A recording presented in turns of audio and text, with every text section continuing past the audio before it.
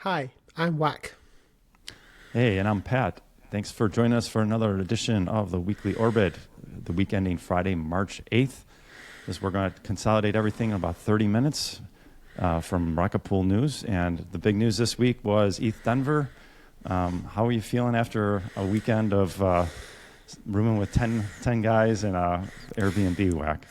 It was just six guys this time, which is Oh, amazing. six? No, it was really great. Well, I think at some point there were like 50 people in that house, but it was exhausting. It was tiring. I'm too old for this, but it was so much fun, and I feel like I got 6 months worth of Rocket Pool like boost in the course of 4 days. It was amazing, and everyone that I know who went just had the most amazing time as well, and it was really wonderful. How about At for any you? time where you're like, man, I need a break from Rocket Pool or crypto. Did you ever feel that? No, I felt like I needed a break from like everything, but never like Rocket Pool specifically. I was happy to talk about Rocket Pool all day long, and it's one of my favorite things to talk about. So it was pretty cool in that sense. How was your ETH Denver? It was good. I had an Airbnb with Nick, and it was good. It was a nice little place. I was one of those 50 people over at your the shack pad or whatever you guys called it. I think it It was was the Whack House. the back house, the shack Whack pad. House. Oh, shack. I don't- I'm terrible. Shack. That's okay. That's the basketball player, not you. No, then it got called the Whack Shack, and then you turned it into the Shack House. So like you're just going around in circles. No, it was the Whack House. Yeah. Yeah. I think it was again on my days, they all blurred together. Friday night? Was that when Friday night was NodeSet was there, right? We had a gathering on Thursday night and Friday night, so we had gatherings 2 nights, and then the one with the NodeSet was I think Friday night, and that got really big. Yeah, that's the one I was at. Yeah. But here's a picture here of the Whack House. You see Jasper, there's Wanderer, Chris. You got a few guys here. It was a big, wide layout. You guys had a lot of room in there. It was good. Yeah, Nick asked me this. He's like, man, if I was a host, I wouldn't want 50 people in my Airbnb. Did they say no parties or how? Did they mind it? Did they know? Yeah, about they just said don't be loud after 10 p.m. That was the main thing. So if we had a noise citation, then we would have lost our security deposit. Basically, like that was the stipulation. So we just let our guests know that if you're going to be outside, please be careful. And we didn't have any loud music playing or anything like that. It was just more of a time for people to hang out and talk, which was amazing. It was really good fun. Cool. So Yeah. as I said, NodeSet was there, and I got there after Wanderer and Nick.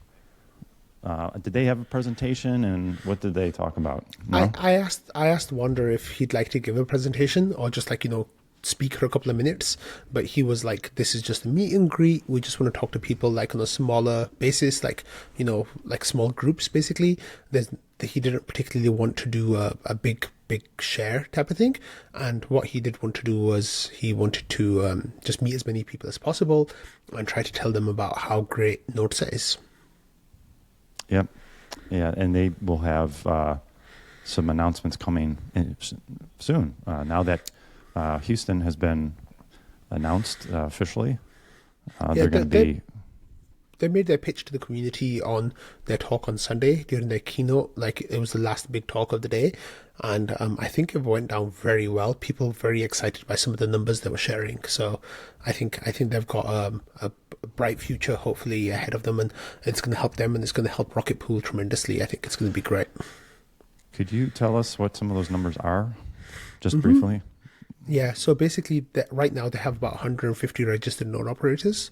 So they were saying that if they can get to 10% of Rocket Pool size, which is, not that much, right? Like it's around 75,000 ETH, basically, I think something around there. So they think if they can get to that point, then each validator, they kind of made the joke out this, each validator would run 69 mini pools. and then you're supposed to say nice, which is their little joke that they had going. But the earnings you could make were like in the multiple ETH. On one scenario, it was up to 10 ETH per year per validator. Oh, sorry, not per validator, per node operator, which is absolutely astronomical. So then what they were saying was like, we really want small node operators to be the backbone of our protocol, and we want small node operators because they're the ones who are going to benefit the most. So imagine, like, and this is just hypothetical, right? Like, we don't know what the final numbers are going to look like, but they were saying things like, if you come to Rocket Pool with one validator, that's going to cost you 10.4 ETH in ETH and RPL. And if you have 6 months of service where you become a node operator, then you can you become a NodeSet node operator, at which point we would give you enough validators where you could potentially make 10 ETH a year. So that's 100% return on your ETH investment. And when you think of it like that, that's absolutely astronomical, like that's phenomenal. So I know the numbers won't end up being like that. They'll probably end up being like, somewhere between 3 and 5 ETH per year if it works out the way that they want. Even that is still, 30 to 50% return on investment. So they're really pitched it to the community, and I think people are very excited about those numbers. The main questions for NodeSet, of course, are, do they have that ETH lined up? And then we'll see what the demand is on the Rocket Pool side. Because if they bring 75,000 ETH, which is what they kind of would want, I guess, that would be 250,000 RETH that they would need to be minted to be able to facilitate that.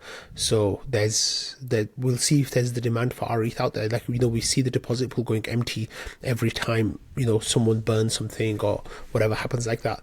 We see it fill up really quickly. So then time will tell if we have enough to fill up 250,000, and that's going to be exciting. It's a good problem to have, let's just say. Yeah, it is. Yeah. Wow. Yeah. Well, this is impressive numbers. Here's some more impressive numbers. Yeah.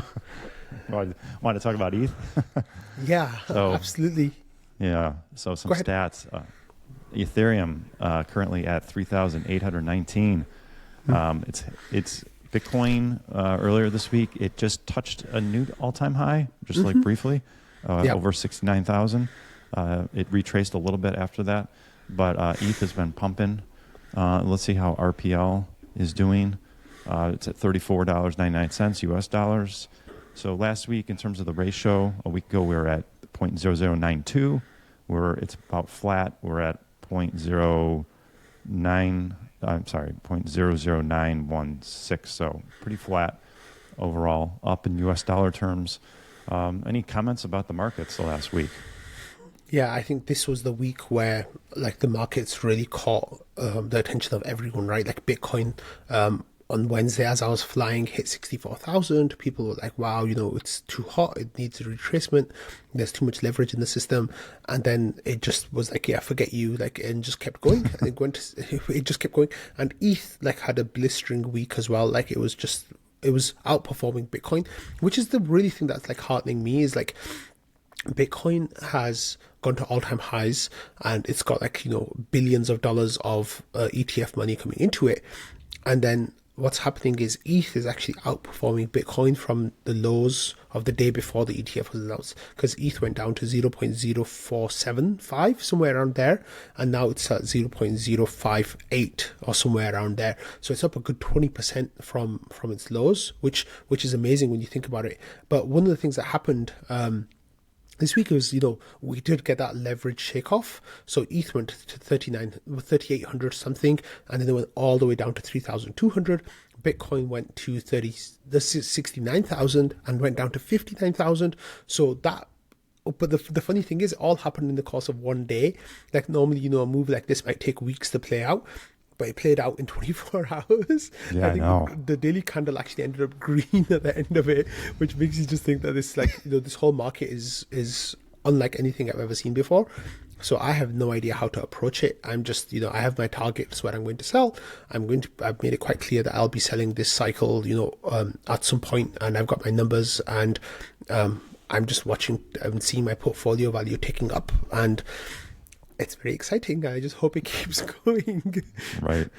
Yeah, we're being rewarded for buying the lows, and sticking it through, and now it's good times. Yeah, with RPL, one of the things that happened is we actually went into the low liquidity zone on the sell side, and that was not good. We got wick down to 0.08 two, I think, somewhere around there. But thankfully, we're back in the liquidity zone now. The one that Marceau set up a few weeks ago, and we seem kind of stable there. I hope that we get a pump in RPL value against ETH, because the dollar thing is nice, but I think the community as a whole would feel much better if we got a pump against ETH as well. I'm hoping that we can get that. If we get into the low liquidity side on the upside, then we can run up to 0.0115 quite easily, I think, because there's not much liquidity there. So that's something to keep an eye on, but it feels really far away right now. Yeah, well, it can change so quickly, though. I remember a few weeks ago, a month ago, there was a week where the sentiment changed and everyone was pumped, and the price, all of a sudden we see that chart where there's all the red of sell and a little green of buy, and all of a sudden it switched. Like all these people who were selling, they pulled their liquidity out, and we had much more green and less red. And that just happened over a course of a few days. And then, so the sentiment can just swing back and forth so quickly. Yeah, I think the peak or bottom of the sentiment was right around the time, the days before like Val and Samus kind of released their tokenomics proposal.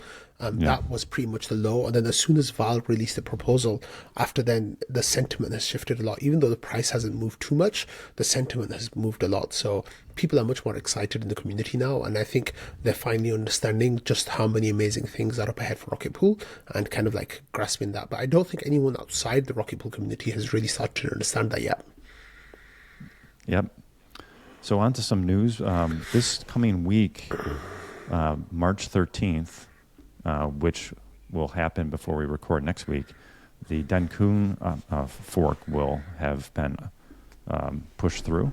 And this is just a reminder to, if you're a node operator, to update your software with the latest Smartnode stack. And as usual, when Fornax or Joe put out a Smartnode update, just moments later, somebody, one of the clients will send a new upgrade that's not included. And in this case, it's the Mev Boost that you can manually update it right now, and Fornex gives some instructions here in the Discord. Or perhaps just wait. I haven't upgraded mine. We've still got about 5 days left or so. I'm assuming that there's going to be another upgrade, a new smart node that's going to incorporate the MEV boost. And perhaps Geth or Prism or one of these other clients will have a update that they want to squeeze into. I wouldn't be surprised. I wouldn't be surprised if we have multiple clients updating between now and say next Tuesday. Like maybe all of them, even like just getting their last minute like finishes right, and then Fornax will probably put out a new smart node stack on Monday or Tuesday, which would make more sense. And then just the job of the community is to get the word out to say, hey, you got to update your smart node stack right now, otherwise you'll fork the chain, and you'll be on the wrong chain. So update it, and then everything will be in one update. Like right now, there's 2 steps that you have to do. The latest smart node stack is ready for Dencun, and then you have to add this extra step of the MEV thing, but it's just one line of code that you copy and paste, so it's not difficult. But if you want to be like super relaxed about it, then just wait for the next version of the smart node stack, and that likely will be out in a few days time. I'm going to be the super relaxed type and just wait. That's fine. A lot easier because they make it. I mean, the nice thing about the smart Rocket Pool and Smart Node is like to do these upgrades. It's just a couple clicks or a couple command lines. You copy paste and boom, within a couple minutes it's done. It's so nice, and for someone like me, it's something I really appreciate from Rocket Pool. I used to try to do it all within one epoch, so I didn't miss a single attestation. Yeah, that's how quickly you can do. You can do it in less than 3 minutes. Yeah, that's awesome. Okay, on to some more news. At the Lift Off event Sunday in Denver, Langers gave a presentation and put out the date for Houston, which is now official. It's May 6th, coming up in about just less than 2 months from now. I thought it would be a little sooner. I think you did too. I think you were projecting like maybe mid-April. And it's It's going to be May 6th. And what any thoughts about it and the timelines, and are you excited? Yeah, well, I've gotten way more excited about Houston than I was just a few days ago, and I'll talk about that in a minute. About the timeline, I've been saying, beginning of April, middle of April for quite a while now, and I think that would have been fair. However, one of the things that Langus talked about during his talk at Denver Lift Off was that one of the auditors wants to have a quick look at the code one more time, and that basically is going to put us out another couple of weeks. So that is the thing that I wasn't factoring in. And he says there's no serious bugs or anything like that, but they just want to have like one last look at it, because I think a couple of different people have been looking at it, so they just want to make sure that everything looks good before they give it the final seal of approval. So that's what's putting it out those extra 2 weeks. Now, if they had three auditors, right? Mm-hmm. This yeah, round? That's right. So they had a set of 2 auditors, and then a third auditor. And then one of the first auditors wants to have another look at it just to make sure that the third auditor didn't break anything. I guess. Yeah. But I guess like Rocket Pool, we're very, I know talking with the team over the last couple of years, they're really very concerned about security and making sure the code is as tight as possible. You'll see some teams, they don't even do audits. They just throw it out on the test net and go. Other teams will do one. They'll get one auditor. In the past, our Rocket Pool's had 2. This one, we've had 3. And I think that gives 3 mostly, yeah. So, is it 3 mostly? Okay. Yeah. But that gives you a little, sense of security. Like, okay, well, there's been not only the team's eyes, but also 3 professional firms. And then, they'll be on testnet, and so folks in the community will be playing around with it, trying to break it as well. Yep. So it gives you some confidence. Absolutely. So tell us about why are you excited about Houston now? As you weren't, were you just faking it? You weren't that excited a few days ago. Now you are. What's going on? Okay, I was excited, but Houston, the way I always explained it to people, would be the update that makes Rocket Pool even more decentralized, right? It would bring voting on the chain. It would give power to the PDAO away from the team. They have a wallet, the Guardian wallet now, that can change parameters on the protocol. That will be going to the community instead, so we'll be able to change those parameters. So that's awesome, right? However, it doesn't have that same sexy LEP8 kind of inclusion. However, after really getting my head around it and thinking about it a little bit more, Jasper kind of makes it clear in this post. Well, he kind of alludes to things in this post. He says, breaking news for Rocket Pool by Langus: Houston upgrade May 6th, including fully on-chain voting and much better support for institutional staking partnerships. Yep. Now, the idea that I always had was, if you wanted a staking partnership, you could just set up like a marriage, right? The way that Patricio and Marco Barco have, or the way I have with Ramana. You could just get married and that's fine. However, when you think about it, big institutions, they don't want to take those additional risks, right? With those splitter contracts or whatever it might be. What they want to do is they want to have protocol level, consensus diligence, the biggest auditing firms in crypto to have a look at the code and make sure everything is okay. So what Houston's going to bring is this idea of a marriage, but in the protocol instead. Now, how will it work? It'll work like this. One person will be a node operator. And that node, they'll just have to set up a node. They'll set up a withdrawal address to make sure everything is legitimate on that node. And then what you can do is you can do stake on behalf of with RPL. That's the system we already have right now. So you don't need to interact with the node to stake on that validator. You'll just need to be on the whitelist.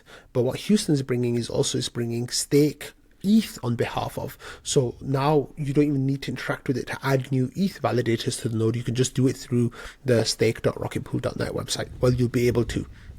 Another thing that's happening as well is you'll have multiple withdrawal addresses from the node. So you'll have a withdrawal address for ETH and you'll have a withdrawal address for RPL.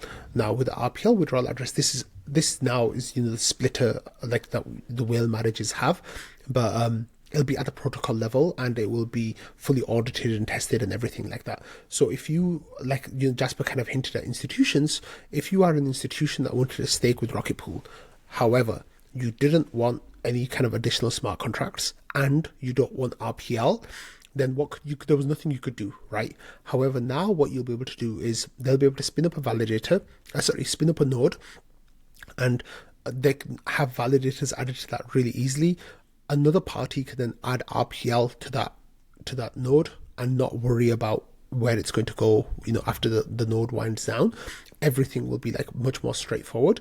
I think there might be some trust assumptions involved about when to wind down a node and when to check out of the node, close the node. But other than that, it's going to make everything much, much better. So I didn't really put too much emphasis on this idea of the institutions coming, but from some of the things that I've been hearing about over ETH Denver, I'm now very, very excited about the institutions coming. Yeah, and Jasper puts Jeff here says, what institutional staking partnerships are there? Any concrete or in the pipeline? And Jasper responds, let's just say that very old rocket pool partners have been biding their time, waiting for the right moment. Wink. Mm-hmm. So that kind of gets you excited. There's absolutely people waiting for this upgrade to go through. And then so what you're saying is an institution could come, they got 1,000 ETH, and they can not 1,000. Or, well, whatever. Much more than that. Okay, just making an example. Okay, much more than that. Okay. Tens of thousands of ETH, if not hundreds of thousands of ETH potentially. And that's me just, assuming right now. But the entities that, we've kind of been that Jasper is alluding to, they are known entities to have millions of ETH on their balance sheets. These aren't small beans. These are the big guys, the really big guys. So, wow. Yeah, that's what we should be looking at. So the other thing this does, so NodeSet, they have to have Houston live before they can. So this is going to delay Houston. I'm sorry, this is going to delay NodeSet a little bit because I think if I remember, Nick was saying they need Houston live before they can get their audit done because they want to test it with the live version. So this will probably push it out towards summer, or not summer, but July, August. Yeah. So that's right. Yeah. So they were saying that they need 2 to 3 months basically after Houston goes live. Hopefully, if nothing comes up in their audits, so they can start playing around with Constellation on the Houston testnet once it's on Haleshki. So that'll have 3 or 4 weeks of testing. They can start in April, and then once it goes live, then they can at that point start with their audit work and stuff. So I'm not sure exactly who's going to audit their code, but hopefully that'll happen sooner. So I think the end of July, August timeline seems quite realistic right now. That's exciting. I'm looking forward to it. And they are also insinuating that they'll have a lot of ETH waiting to come online. So yes, they've been saying that for a while. Maybe not hundreds of thousands, but I think they're insinuating tens of thousands. And RPL, that's waiting too. The RPL, I've always been of the case that the RPL is not a problem for NodeSet because people will just borrow from Aave if they need to deposit into NodeSet because the rewards will be higher. But there's 50% of RPL that's staked, right? So there's another 10 million RPL out there. Even if a couple of million ends up in NodeSet, that's more than enough for their needs right now. That's not a problem at all, I don't think. Right. It's exciting. Yeah. All right. One of the things that I thought was exciting was during the liftoff on Sunday, it was kind of a format of live TED Talk type of presentations. And this one was done by Valdorff and Samus. It's called On the Horizon.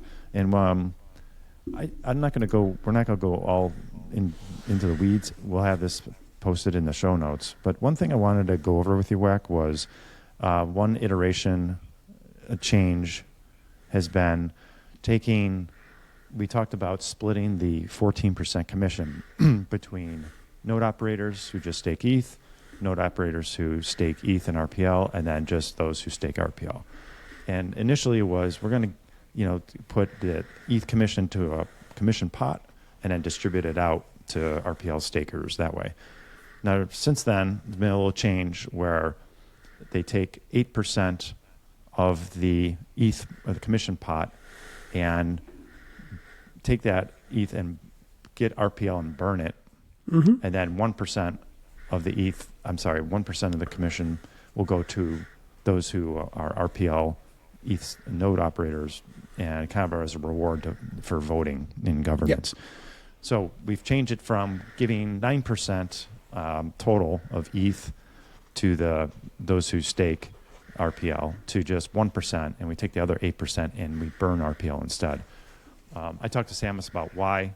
It sounds like there was some issues perhaps about this would look like more like a security. If you're rewarding with ETH, it looks like maybe a dividend directly or something like that.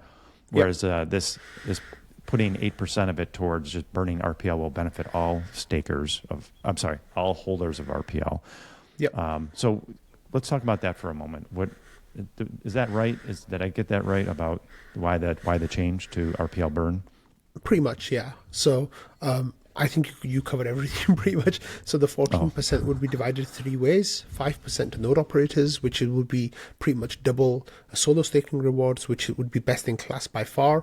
Then 1% would be going to people who vote with RPL, so they have to lock up their RPL to vote. So they would be getting that 1% reward as well.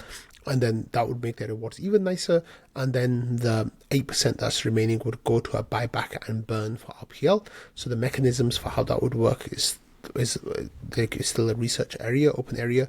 There've been some tweaks to their proposal overall. However, it's looking like they're getting very close to their final iteration. At Denver, we met with other people who have ideas for tokenomics. So I was imploring everyone to please put together some kind of vision for what you think the tokenomics should look like. And I'm hoping that we get something out of those people in the next couple of weeks. I really want to have this, wrapped up by the end of March. No, not wrapped up. I mean, as in have 2 or 3 cohesive visions by the end of March, because at that point, we can spend April discussing them, and then maybe in the beginning of May we could even vote on which one we want to adopt, which would give us a nice amount of time to actually research it out, spec it out, and get it into the protocol for the next upgrade. Yeah, and I think you did some back of the napkin math on the burn part, and I think it was maybe in the beginning at current levels, 1,800 ETH worth of RPL would be burned. But that number increases as the protocol grows in market share. It goes up. So you go from maybe 1,800 the first year, and it could go up to 10,000 ETH if it's or higher, depending on how big our pocket pool gets. Absolutely, That's a lot, considering there's only 20 million RPL tokens. There's a lot of variables that we have to keep in mind, and there's a lot of unknowns about how it's going to play out as well. The main thing to know is that the possibility for a lot of RPL to be burned is there. I think this is quite outlandish now, but one of the scenarios that we crunched the numbers for, there was about 1.5 million RPL being burned every year, which I was joking with someone, if you were around at the time, that's basically 10 tetranodes worth of buying every year, over 12,000, I think 13,000 ETH per year. So it's 1,000 ETH per month, which is mind-bogglingly big. So that's just one possibility. I don't think it's going to play out like that. And of course, what happens is as the RPL price goes up, then you burn fewer RPL tokens, right, against the ETH, because you can only buy fewer RPL tokens. So eventually there'll be some kind of equilibrium reach. Well, not equilibrium, but the returns will get smaller and smaller. But hey, when there's only 1 ETH per RPL, then we'll worry about that at that point. When the ratio, as Patches says, when the ratio is 2. It's 1. Yeah, when the ratio is 2, yeah, that's fine. 2. We'll only be within 10. Not 0.02, not 0.2, but 2. No, then we'll be at equilibrium. Patches loves Patches is great, but I think the reality of it is we don't know what the numbers will look like. However, what we're doing is we're giving ourselves the best chance to do some really amazing stuff. As far as it looks like the moment, there might be other ideas that come through that might end up looking even better and that the community rallies behind more strongly than this. But right now, as things stand, this looks pretty good to me. Yeah. Outstanding. Yep. Okay, on to our last thing. There's a vote up right now. It's to challenge the GMC's award for Eigenlayer research. We could just take a minute to talk about this. I'll have this link in the show notes. Our RPIP-38, modify or decline Eigenlayer integration. And so the wording might be a little confusing as far as I understand, WAC. If you vote no, that means against you. I'm sorry. It's for or against. Yes. Yes, right. I'm sorry. So if you vote against, that means you agree with the GMC decision for the grant. If Yes. you vote for, you're saying the GMC, no money should come out of the GMC for Eigenlayer research. Then you're agreeing with the PDAO, basically the PDAO vote. Yeah. So that's exactly right. So there's two votes here.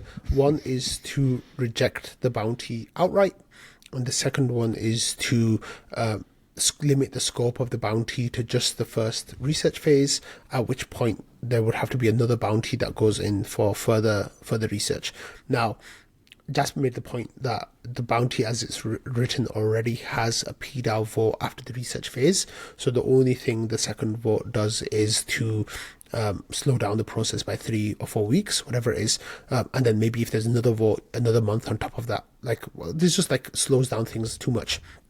With the way that the votes are set up, if you want the research to go ahead, then you vote against.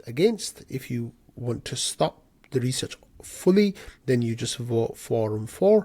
And if you want the research to stop after the research phase and before any integration work happens, then you vote against and for, or for and against. I'm not exactly sure. You have to this. Those are the variables basically. Right. But it looks like the vote, has been happening in really good faith right now. Considering how divided the community is, I think huge shout out goes to Jasper and Val for arguing their points in a really constructive way. It's pretty great to see that. So yeah. Yeah, just quickly. So I'll steelman the against. You steelman the for. How's that? Real quick. So let's do it. Against, it would be, hey, I agree with the GMC. They did their due diligence. They said this is a good research project. We should at least consider the idea of Eigenlayer as an option for node operators. It doesn't say we will do it. It just says, let's see what the numbers show. What's the steelman for the for decision to reject the GMC's grant? Yeah, the for decision basically says that Eigenlayer is a promiseware, which is a term I came across in Denver. It's not vaporware necessarily, and it's not nothing, but it's not something right now either. It's just there's a promise of something there, and because of that, it's not worth it for Rocket Pool to hitch our ride to this. Another point would be, even if Rocket Pool integrated Eigenlayer, there'd be nothing that we could do with Eigenlayer until forced exits anyway. So there's no point in rushing to pay $60,000 now for this integration work when we don't even know what it's going to look like by the time forced exits come around, and that might potentially be Q1 of 25. So we have a lot of time basically to see what the landscape looks like before we kind of rush into anything. Okay, that wraps it up. This will be a 2-week vote. So it just went live a day or two ago. Let's have a look at the numbers of the vote so far, what it looks like. Yeah. Right now, the appeal to reject the Eigenlayer bounty is against. It's at about 75%. For is about 24%. And then for the, I guess you would call it the slowdown, that one is at 66% against and 31% for as of it's early still, but and that's where we're they're at. both close to quorum now. They're not at quorum yet, so they're not going to pass unless they reach quorum, but they're very close to quorum now. So I think we'll be getting a result on that. A quorum on that in the next 2 or 3 days, and then of course the results 2 weeks out. But we'll have a good idea of where the community is going to vote, because normally we get around 10,000 votes, and we're over 5,000 or 6,000 votes now. So I'm not sure if it's going to swing, but that's looking like the community wants the Eigenlayer work to go ahead. That's what it looks like, yep. Okay, on to our wins. I'll go first. I thought the win, I was thinking of Ken this week. Ken put together the Lift Off. He's been working so hard over the last few months on this project. And I just can't imagine all the work he did behind the scenes that we don't really know much about. The scheduling of the rental of the space for 2 days, lining up a dozen speakers, lining up separate classrooms for workshops, all the technology behind all that, the preparation, the catering. just an enormous amount of work, and it turned out really great. I was happy to participate. We had a little bit of technical issues with the sound, I know, Sunday morning, but that was all, as I understand, resolved. But what's cool about it, Wack, is that all that video. Well, first we put together we had a nice workshop Saturday where we went through the strengths and weaknesses as a community of Rocket Pool, which you covered in your show. But then on Sunday, we've got all this video now that there's going to be cut up and edited that you, me, Jasper, other people can share over the weeks and months ahead, talking about, you know, all the great things that are happening with Rocket Pool. So that's my win. I think it's awesome. Thank you, Ken. Yeah, that's great. Shout out to Ken there because he's been working relentlessly. My win is to do with the prices. Bitcoin, of course, hit all-time high. A whole lot of altcoins are performing very strongly right now. There's a whole lot of hope in the market as well that, you know, we're going to have a good bull run. No one knows how long it's going to last, like left translated or whatever, all these kind of different, or super cycle. These kind of ideas are being pushed around. Nobody knows where it's going to go. But the fact is that if you had bought crypto like 2 years ago and you held, or even pretty much with Bitcoin at any point in this history, if you bought Bitcoin and you held, you know, you're in profit now, which you can't say that for all the coins, of course, but hopefully, you know, we'll be able to say that for all of them soon. But that, I think, really puts a lot of faith and trust in the markets in a way that we haven't had for the last few years, especially after SBF and, you know, the FTX collapse and all the Alex Mashinskis of the world, all that horrible stuff that happened. Like, I think we're at the point now where we're finally putting that behind us. And cryptos as a market, there's nothing like prices, right, to get this hype going. And I think that's a huge win for those people who are able to buy and hold on. Like, I think they're doing pretty well now. Yeah, I know. Yeah. It's a refreshing time. You know, but you know, going through the dark bear market, and you're just like, hey, just build, keep your head down, you know, and DCA buy, you know, because you'll be rewarded later. And we're starting to see that now. And like, you plant the seeds, it's like planting the little bulb in autumn, you know, a couple feet underground, and then get through the winter, and then in the spring the sun comes up and they start popping through. And so we, as a community, everyone's done that. It's fun. Yes, absolutely. I just wish the RPL price goes up a little bit. I think it will. So of course, I don't doubt that. I don't doubt that at all. But I just I think, you know, with the price going up, the sentiment in the community changes as well. And I think that, like you said, that is coming, but it's not quite here yet for us, but it'll be here soon. It will. Yep. Okay. Well, that wraps up this week's show. Thanks for listening and watching and being part of the Rocket Pool community. Until next week. Stay safe, buy RPL, and buy not ETH. Financial advice. Not financial advice. It's just a saying, you know. Yeah. But so we'll see you next week. Thank you so much, Pat. Okay, see you. Bye. Bye.